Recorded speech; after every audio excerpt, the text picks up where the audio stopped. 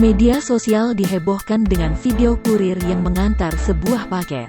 Uniknya, paket tersebut diantarkan ke kamar kos yang diduga kosong. Rekamannya diunggah akun Instagram @terangmedia pada Minggu, tanggal 30 Januari tahun 2022. Tampak bangunan tersebut berantakan dan tak berpenghuni. Paket itu dipesan oleh penghuni kamar kos di bagian ujung bangunan. Di depan pintu kamar dipenuhi sampah dan tampak tak terawat. Saat kamar diketok oleh kurir, tak ada yang menyahut sama sekali.